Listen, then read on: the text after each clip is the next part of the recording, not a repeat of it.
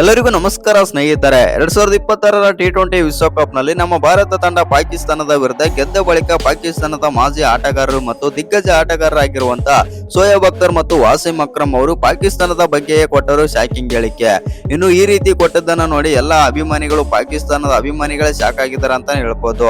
ಅಷ್ಟಕ್ಕೂ ಶೋಯಬ್ ಅಖ್ತರ್ ಮತ್ತು ವಾಸಿಂ ಅಕ್ರಮ್ ಅವರು ಪಾಕಿಸ್ತಾನದ ವಿರುದ್ಧ ಏನೆಲ್ಲ ಮಾತನಾಡಿದ್ದಾರೆ ಮತ್ತು ನಮ್ಮ ಟೀಮ್ ಇಂಡಿಯಾದ ಪರ ಏನೆಲ್ಲ ಮಾತನಾಡಿದ್ದಾರೆ ಅಂತ ತಿಳ್ಕೊಂಬರೋಣ ಬನ್ನಿ.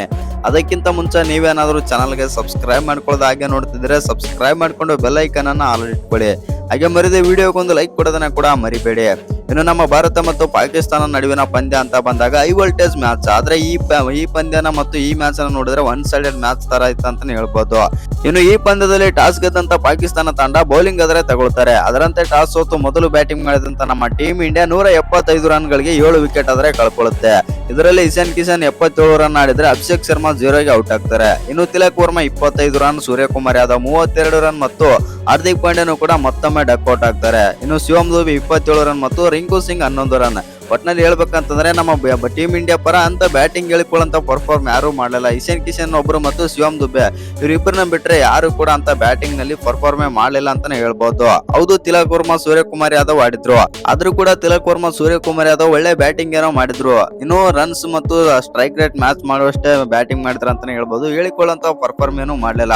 ಒಟ್ನಲ್ಲಿ ನಮ್ಮ ಟೀಮ್ ಇಂಡಿಯಾ ಬಂದ್ಬಿಟ್ಟು ಮೊದಲನೇ ಇನ್ನಿಂಗ್ಸ್ ಬ್ಯಾಟಿಂಗ್ ಮಾಡಿ 175 ರನ್ ಆದ್ರೆ ಹೊಡಿತಾರೆ. ಇನ್ನು ಸೆಕೆಂಡ್ ಇನ್ನಿಂಗ್ಸ್ ಬ್ಯಾಟಿಂಗ್ ಆರಂಭಿಸಿದಂತ ಪಾಕಿಸ್ತಾನ ತಂಡ ಈ ಪಂದ್ಯದಲ್ಲಿ ಒಂದು ಫೈಟ್ ಕೊಡ್ತಾರೆ ಅಂತ ಅನ್ಕೊಂಡಿದ್ರು. ಯಾಕಂತಂದ್ರೆ ತುಂಬಾನೇ ಸ್ವಲ್ಪ ಸ್ಟ್ರಾಂಗ್ ಇದ್ದೀವಿ ಅಂತಂದು ಎಲ್ಲ ಮುಂಚೆನೆ ಹೇಳ್ತಾ ಇದ್ರು ಮತ್ತು ದೊಡ್ಡ ಸ್ಟೇಟ್ಮೆಂಟ್ ಕೂಡ ಕೊಟ್ಟಿದ್ರು. ಪಾಕಿಸ್ತಾನ ನಮ್ಮ ಭಾರತವನ್ನು ಸೋಲಿಸುತ್ತೆ ಮತ್ತು ನಾವು ಪಾಕಿಸ್ತಾನದವರು ಗೆಲ್ತೀವಿ ಅಂತಂದು ಬೆಂಕಿ ಸ್ಟೇಟ್ಮೆಂಟ್ ಕೂಡ ಕೊಡ್ತಾ ಇದ್ರು. ಆದ್ರೆ ಈ ಪಂದ್ಯದಲ್ಲಿ ಆಗಿದ್ದೇ ಬೇರೆ ಅಂತಾನೆ ಹೇಳ್ಬೋದು.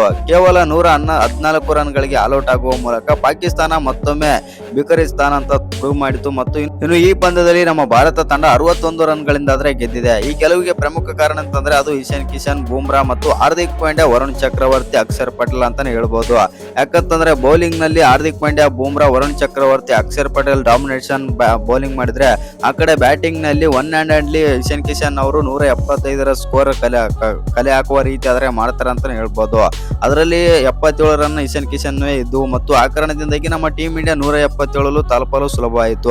ಅಕಸ್ಮಾತ್ ಏನಾದ್ರು ಇಶಾನ್ ಕಿಶನ್ ಕೂಡ ಬೇಗನೆ ಔಟ್ ಆಗಿದ್ರೆ, ಇಶಾನ್ ಕಿಶನ್ ಏನಾದ್ರು 50 ಅಥವಾ 40-30 ರನ್ ಆಡಿ ಔಟ್ ಆಗಿತ್ತು ಅಂತಂದ್ರೆ ನಮ್ಮ ಟೀಮ್ ಇಂಡಿಯಾ 175 ತಲುಪೋದು ಕೂಡ ತುಂಬಾನೇ ಕಷ್ಟ ಇತ್ತು. ಇನ್ನು ಈ ಪಂದ್ಯದಲ್ಲಿ ನಮ್ಮ ಭಾರತ ತಂಡ ಒಟ್ಟಿನಲ್ಲಿ 61 ರನ್ಗಳಿಂದ ಆದ್ರೆ ಗೆದ್ದಿದೆ. ಈ ಪಂದ್ಯ ಸೋತ ಬಳಿಕ ಮಾತನಾಡಿದಂತ ಪಾಕಿಸ್ತಾನದ ಮಾಜಿ ಆಟಗಾರರು, ದಿಗ್ಗಜ ಆಟಗಾರರಾಗಿರುವಂತಹ ಶೋಯಬ್ ಅಖ್ತರ್, ವಾಸಿಂ ಅಕ್ರಮ್ ಅವರು ಏನೆಲ್ಲ ಮಾತಾಡಿದ್ರು ಅಂತಂದ್ರೆ, ಭಾರತ ತಂಡ ಒಳ್ಳೆಯ ಸ್ಟ್ರಾಂಗ್ ತಂಡ ಆದ್ರೆ ಇದೆ. ಇನ್ನು ಈ ತಂಡವನ್ನು ಸೋಲಿಸಲು ಅಷ್ಟು ಈಸಿ ಸುಲಭವಲ್ಲ ಮತ್ತು ಹೌದು, ಪಾಕಿಸ್ತಾನ ತಂಡ ಒಂದು ಫೈಟ್ ಕೊಡುತ್ತೆ ಮತ್ತು ಒಂದು ಹೋರಾಟ ಕೊಡುತ್ತೆ ಅಂತ ನಾವು ಅಂದುಕೊಂಡಿದ್ದೆವು. ಆದರೆ ಈ ರೀತಿ ಸೋಲುತ್ತೆ ಮತ್ತು ಈ ಸೋಲು ಕಾಣುತ್ತೆ ಪಾಕಿಸ್ತಾನ ಅಂತ ನಾವು ಊಹೆನೂ ಕೂಡ ಮಾಡಿರ್ಲಿಲ್ಲ ಅಂತಂದು ವಾಸಿಂ ಅಕ್ರಮ್ ಆದ್ರೆ ಹೇಳ್ತಾರೆ. ಇನ್ನು ಶೋಯಬ್ ಅಖ್ತರ್ ಕೂಡ ಮಾತಾಡ್ತಾರೆ. ಹೌದು, ಪಾಕಿಸ್ತಾನ ತಂಡ ಇವತ್ತಿನ ಪಂದ್ಯದಲ್ಲಿ ಆದ್ರೆ ಸೋತಿದೆ. ಇವರ ಬ್ಯಾಟಿಂಗ್ಗೆ ಇವರಿಗೆ ಮುಳ್ಳಾಗುತ್ತಿದೆ ಮತ್ತು ಇವರ ಬ್ಯಾಟಿಂಗ್ ನಲ್ಲಿ ಅಂತ ಬ್ಯಾಟರ್ಸ್ ಯಾರು ಇಲ್ಲ. ಇವರ ಬ್ಯಾಟಿಂಗ್ ನಲ್ಲಿ ಯಾರು ಕೂಡ ಪರ್ಫಾರ್ಮೆ ಮಾಡ್ತಾ ಇಲ್ಲ ಮತ್ತು ಹೌದು, ಸ್ಪಿನ್ನರ್ಸ್ ಎಲ್ಲ ಇದ್ದಾರೆ ಮತ್ತು ಅವರ ಸ್ಪಿನ್ನರ್ಸ್ ಬೌಲಿಂಗ್ ಏನ್ ಮಾಡ್ಬೇಕು ಅದನ್ನೆಲ್ಲ ಮಾಡ್ತಾ ಇದ್ದಾರೆ. ಆದ್ರೆ ಬ್ಯಾಟಿಂಗ್ ನಲ್ಲಿ ಯಾರು ಕೂಡ ಅಂತ ಹೇಳ್ಕೊಳ್ಳಂತ ಬ್ಯಾಟಿಂಗ್ ಮಾಡ್ತಾ ಇಲ್ಲ. ಇನ್ನು ಬಾಬರ್ ಅಜಮ್ ಅಂತೂ ಫುಲ್ ಕಳಪೆ ಬ್ಯಾಟಿಂಗ್ ಆದ್ರೆ ಕೊಡ್ತಾ ಇದ್ದಾರೆ ಅಂತ ಅಂದು ಶೋಯಬ್ ಅಖ್ತರ್ ಆದ್ರೆ ಹೇಳ್ತಾರೆ. ಇನ್ನು ಈ ವಿಡಿಯೋ ಇಷ್ಟ ಆಗಿದ್ರೆ ಒಂದು ಲೈಕ್ ಮಾಡಿ, ಶೇರ್ ಮಾಡಿ. ಇನ್ನು ಯಾರ್ಯಾರು ಚಾನಲ್ಗೆ ಸಬ್ಸ್ಕ್ರೈಬ್ ಮಾಡ್ಕೊಂಡಿಲ್ಲ, ಸಬ್ಸ್ಕ್ರೈಬ್ ಮಾಡ್ಕೊಂಡು ಬೆಲ್ ಐಕನ್ ಅನ್ನ ಆಲ್ ಇಟ್ಕೊಳ್ಳಿ. ಹಾಗೆ ಮರಿದೆ ವಿಡಿಯೋಗೊಂದು ಲೈಕ್ ಕೊಡೋದನ್ನ ಕೂಡ ಮರಿಬೇಡಿ.